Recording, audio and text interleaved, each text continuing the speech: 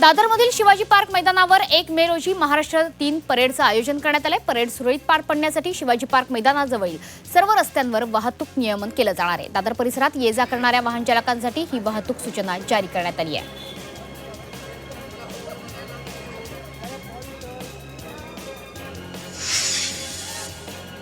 ठाण्याच्या कापूरबावडी हद्दीत आजपासून ते 2 मे पर्यंत वाहतुकीत बदल करण्यात येत आहेत। साईबाबा मंदिराच्या 26व्या वर्धापन दिनानिमित्त सांस्कृतिक कार्यक्रमांचं भव्य आयोजन करण्यात आलंय। त्यामुळे वाहतूक कोंडी होऊ नये याकरता वाहतुकीमध्ये बदल करण्यात आले।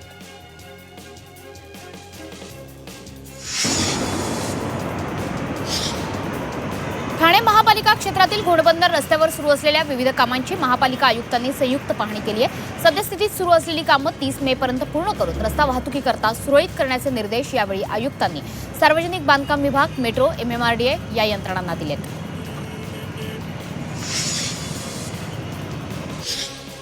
पुणे स्थानकात वंदे भारत एक्सप्रेसचा एक डबा रुळांवरून घसरल्याच्या घटनेची दखल घेत मध्य रेल्वे प्रशासनानं चौकशी समिती स्थापन केली आहे। या घटनेमुळे बाधित झालेल्या मुंबई-सोलापूर वंदे भारतच्या 699 प्रवाशांना डेक्कन क्वीनमधून सोलापूरला रवाना करण्यात आलं। तर या अपघातामुळे 2 दिवस डेक्कन क्वीन दोन्ही दिशेने 1.5 ते 2 तास उशिरानं धावली।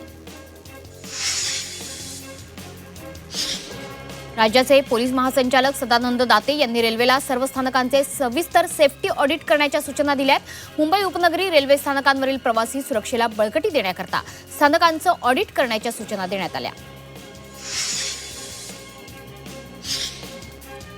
ठाणे बोरिवली दुहेरी बोगदा प्रकल्पातील बोरिवलीमधील भूसंपादन पूर्ण न झाल्यानं लॉन्चिंग शाफ्टचं काम रखडलं असून प्रकल्पावर परिणाम होत आहे। मात्र या बोरिवली लॉन्चिंग शाफ्टच्या कामातील अडथळा दूर झाला असून लवकरच लॉन्चिंग शाफ्टच्या कामाला सुरुवात होणार आहे।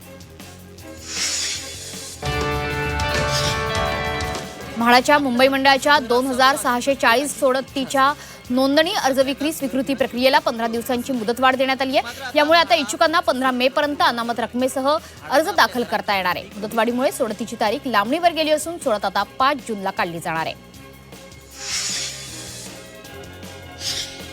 राज्यात एप्रिलच्या अखेरीस उष्णतेमुळे विजेच्या मागणीत प्रचंड वाढ झाली असून ती 32,000 मेगावॅटच्याही पुढे गेली आहे। मात्र याच काळात औष्णिक वीज केंद्रातील 3 युनिट्स बंद पडले असून पाण्याअभावी जलविद्युत प्रकल्पांची सुद्धा क्षमता घटली आहे। यामुळे उत्पादनात मोठी घट झाली आहे। राज्यात वीज संकटाची चाहूल आता लागली आहे। कोल्हापूर महापालिकेने आजपासून 1 दिवस आड पाणी पुरवठा करण्याचा निर्णय घेतलाय। तीव्र उन्हाळा आणि आगामी काळातील पावसाची संभाव्य घट या दुहेरी संकटामुळे निर्णय घेण्यात आलाय। त्यामुळे नागरिकांनी काटकसरीने पाण्याचा वापर करावा असं आवाहन करण्यात आलंय। विद्यार्थ्यांना त्यांच्या जवळच्या किंवा स्थानिक शाळांनी प्रवेश देणं हे शिक्षण हक्क कायद्याअंतर्गत बंधनकारक आहे असा निकाल सर्वोच्च न्यायालयाने दिलाय। या शाळा विद्यार्थ्यांना कोणताही विलंब न लावता प्रवेश देण्यास बांधील असल्याचं सुद्धा न्यायालयानं स्पष्ट केलंय। अहिल्यानगरात नवीन शासकीय वैद्यकीय महाविद्यालयाच्या अभ्यासक्रमाला सुरुवात होते। जिल्हा शासकीय रुग्णालयात वैद्यकीय महाविद्यालय सुरू होतंय तर शासकीय रुग्णालयाचा फलकही बदलण्यात आलाय। समुद्राच्या पाण्यापासून पिण्याचं गोडं पाणी मिळवण्याच्या मुंबई महापालिकेच्या प्रकल्पाला केंद्र सरकारच्या पर्यावरण, वन आणि जलवायू परिवर्तन मंत्रालय विभागानंही मंजुरी दिली आहे। याबाबत मंजुरी मिळाल्यामुळे प्रकल्पाच्या कामातील मोठा अडथळा दूर झालाय तर लवकरच या प्रकल्पाचं काम सुरू होण्याचीही शक्यता आहे। मुंबई शहर आणि उपनगरांमध्ये 80 ठिकाणी पाणी तुंबण्याचा धोका आहे। पाणी तुंबणाऱ्या एकूण 93 ठिकाणांपैकी 13 ठिकाणी पावसाळ्यापूर्वी आवश्यक यंत्रणा बसवण्यात येणार आहे। त्यामुळे या ठिकाणी पाणी तुंबणार नाही। मात्र शिल्लक 80 ठिकाणी पाणी तुंबण्याची शक्यता कायम आहे। मुंबई महापालिकेच्या मैदानांवरील अनधिकृत झोपड्या शिवशाही पुनर्वसन प्रकल्पाअंतर्गत हटवल्या जाणार आहेत। त्याबाबत सूचना SRA प्राधिकरणानं शिवशाहीला दिल्या आहेत। त्यानुसार शिवशाहीकडून संबंधित झोपडीधारकांची पात्रता निश्चित करून पात्र रहिवाशांना प्रकल्पग्रस्तांकरता असलेल्या संक्रमण सदनिका मालकी तत्वावर दिल्या जाणार आहेत।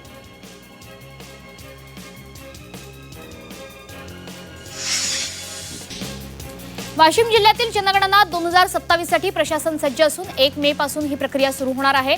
यासाठी 12 चार्ज अधिकारी, 2605 प्रगणक आणि पर्यवेक्षकांची नियुक्ती करण्यात आली आहे। यावेळी स्वगणना सुविधा सुद्धा देण्यात आली आहे। नागरिकांना 1 मे ते 15 मे 2026 दरम्यान अधिकृत संकेतस्थळावर स्वतःची माहिती ऑनलाईन भरता येणार आहे। ब्रिक्स सदस्य देशातील मान्यवर प्रतिनिधी मंडळानं ताडोबा अंधारी व्याघ्र प्रकल्पाला भेट दिली आहे. वन्यजीव संवर्धन पद्धती आणि समुदाय आधारित शाश्वत उपजीविका मॉडेल्सचा यावेळी त्यांनी प्रत्यक्ष अनुभव घेतला. कार्यशाळेचा एक भाग म्हणून ताडोबा अंधारी व्याघ्र प्रकल्प भेटीचं आयोजन करण्यात आलं. नाशिक महापालिकेच्या 6 प्रभाग समिती सभापती पदासाठी 8 नगरसेवकांचे अर्ज दाखल झालेत. उद्या निवडणूक प्रक्रिया राबवली जाणार आहे. निवडणूक निर्णय अधिकारी म्हणून अपर विभागीय आयुक्त यांची नियुक्ती करण्यात आली आहे. सर्वाधिक सभापती पद भाजपकडे जाण्याची शक्यता आहे. छत्रपती संभाजीनगरातील महापौर यांच्या अध्यक्षतेखाली महत्त्वाची बैठक पार पडली आहे. शिवाजीनगर रेल्वे भुयारी मार्गातील तांत्रिक अडचणी आणि पावसाळ्यात होणारी पाणी कोंडी यावर तोडगा काढण्याकरता ही बैठक घेण्यात आली. भुयारी मार्गातील मडपंप बसवावा, उंच वाहनांना रोखण्यासाठी गर्डरची उंची कमी करावी असे आदेश यावेळी महापौरांनी दिले. छत्रपती संभाजीनगर शहराच्या नवीन पाणीपुरवठा योजनेच्या कामाबाबत विभागीय आयुक्तांच्या समितीनं येत्या 30 एप्रिल रोजी बैठक घेण्याचे आदेश देण्यात आले. तसंच बैठकीत कंत्राटदारांची प्रलंबित बिलं आणि आतापर्यंत कामावर चर्चा करावी असे आदेशही मुंबई उच्च न्यायालयाचे न्यायमूर्ती यांनी दिले.